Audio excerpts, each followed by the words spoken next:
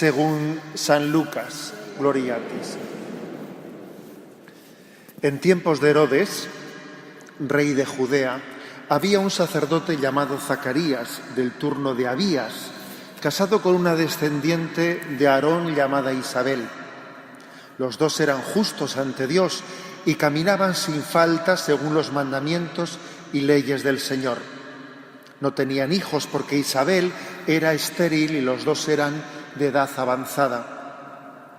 Una vez que oficiaba delante de Dios con el grupo de su turno, según el ritual de los sacerdotes, le tocó a él entrar en el santuario del Señor a ofrecer el incienso.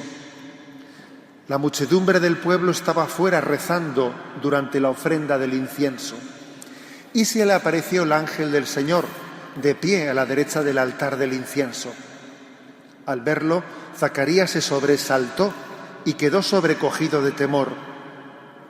Pero el ángel le dijo: «No temas, Zacarías, porque tu ruego ha sido escuchado.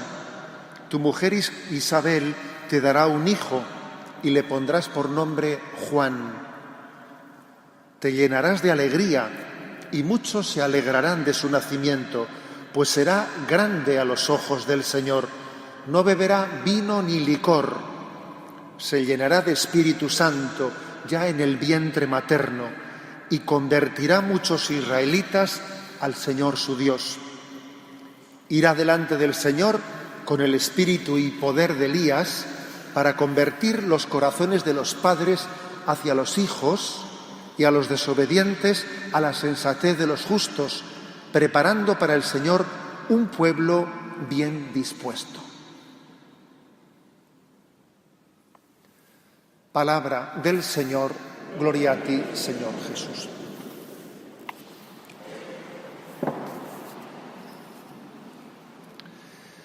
Queridos hermanos, esta noche se va a realizar esa tradición popular del fuego de San Juan, recordando que en este momento pues estamos prácticamente coincide con el solsticio de verano, el momento en el que el recorrido del sol es más largo y en el que la noche es más corta. Y de esta manera la tradición ha querido celebrar el nacimiento de San Juan Bautista coincidiendo con el momento en el que el sol se adueña plenamente de la noche, que es un recordatorio de que la expectativa del Antiguo Testamento va a dar a luz. El hecho de que el nacimiento de Juan Bautista se haya reservado para celebrar litúrgicamente en estas fechas del solsticio de verano, es una manera de subrayar que la expectativa del Antiguo Testamento se está cumpliendo. Juan Bautista es el profeta que tiene la dicha de poder proclamar que el anunciado ya ha llegado y señalarle presente entre nosotros. La aspiración de todo profeta hubiese sido poder ver con los ojos de Juan Bautista la llegada del Mesías esperado. Si precisamente el nacimiento de Jesucristo lo celebramos en el entorno de justamente cuando el día es más corto, en la noche de Navidad se está celebrando justamente, coincide con el momento en que la noche es más larga. Y a partir de ese momento va a empezar a avanzar el sol. También de esa manera la liturgia ha querido señalar que con la llegada de Jesucristo el pecado está en retirada y la gracia va avanzando. Es decir, el Salvador ha llegado al mundo y el reino de Dios ha empezado a establecerse con la llegada de Jesucristo. Hasta entonces era un anuncio, era la expectativa de un anuncio. A partir del nacimiento de Jesucristo es la realización consumada ya de su llegada. Pero fijaros qué importancia tiene la figura de Juan Bautista. En el calendario litúrgico únicamente hay 3 personajes de los cuales celebramos tanto su nacimiento como su muerte, que son Jesucristo, la Virgen María, nuestra Madre, y la figura de Juan Bautista. De todos los demás santos, únicamente celebramos el que llamamos Dies Natalis, que es el día de su muerte, pero tal es la importancia que la liturgia y la tradición de la Iglesia le ha dado a Juan Bautista, que incluye también su nacimiento dentro de esta historia de la salvación. Él es el profeta que tiene la dicha de ser como la bisagra entre el Antiguo Testamento y el Nuevo Testamento. La promesa se ha cumplido. El sueño se convierte en visión. No es lo mismo soñar y esperar que gozar y contemplar al que se nos ha dado. El sueño es a la visión lo que los profetas del Antiguo Testamento son al Verbo encarnado. Presentando esta figura, por otra parte, el hecho de que coincida este día con el domingo, día 12 del tiempo ordinario, un domingo en el que el Evangelio que hoy se proclama, que no es el que hemos leído, porque hemos leído, como os he dicho al principio, la liturgia del día de mañana, la liturgia de víspera, pero es que es un domingo en el que Jesús ha hecho a los apóstoles, a sus discípulos, la pregunta: vosotros, ¿quién decís que soy yo? Y hay un silencio y comienzan las respuestas diciendo: unos dicen que eres Elías, otro de los profetas que ha vuelto. ¿Y vosotros quién decís que soy yo? Y la respuesta es clara: Jesucristo no es un profeta, o un profeta más, por lo menos. Cabría decir que la figura de Jesucristo se presenta como culminación de los profetas, pero Él es más que un profeta. Él es el Hijo de Dios vivo. Él es el Verbo encarnado. Hay una diferencia muy grande entre los profetas del Antiguo Testamento e incluso entre Juan Bautista y Jesucristo. Hay una gran diferencia. Y es que los primeros anunciaban una llegada. Y el segundo, Jesucristo, es el anunciado, el que viene de lo alto, el Verbo de Dios, el Hijo eterno del Padre, que llegada la plenitud de los tiempos tomó carne en las entrañas de la Virgen María.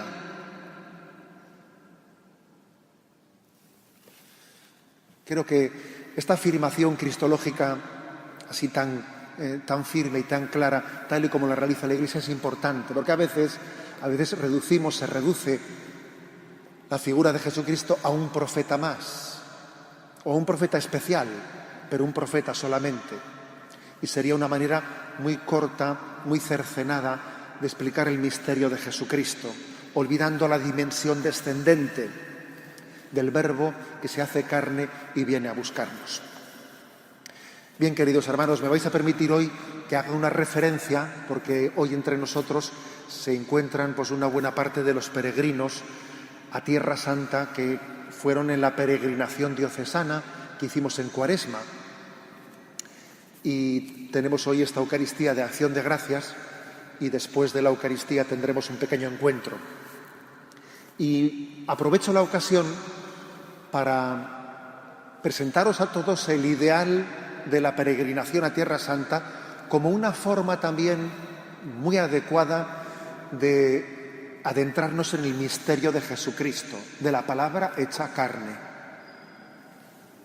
Porque peregrinar a Tierra Santa, que San Jerónimo y algunos otros padres dijeron que era como el quinto evangelio, hay 4 evangelios, pero peregrinar a Tierra Santa es como vivir el quinto evangelio, viendo los lugares, recordando las situaciones históricas y el contexto en el que Jesús vivió personalmente ese evangelio que aquí proclamamos domingo tras domingo. Obviamente habrá quien no pueda realizar ese viaje por muchos motivos, pero creo que sería entre nuestras prioridades sería muy hermoso que tuviésemos esta: poder conocer, poder estar, poder vivir intensamente, cual si de unos ejercicios espirituales se tratase, una visita a Tierra Santa. y ver como pudimos observar allí en Nazaret, el lugar en el que tuvo lugar la anunciación del ángel a María, que allí los cristianos se atrevieron a poner en aquel altar hic verbum caro factum est, es decir, aquí el verbo se hizo carne. Y se han atrevido a añadirle ese aquí, ese hic, que lógicamente en el Evangelio no consta, pero el que lo reza allí, el que proclama el acontecimiento en el mismo sitio en el que aconteció, se atreve a decir aquí el verbo se hizo carne. Porque el Evangelio no solo es hermoso, no solo es bueno, también es verdad, es un acontecimiento histórico. A veces de los Evangelios pues los hemos reducido a unas enseñanzas morales hermosas, atractivas, buenas para la orientación ética de la vida, pero los Evangelios no son cuentos morales, no son relatos morales.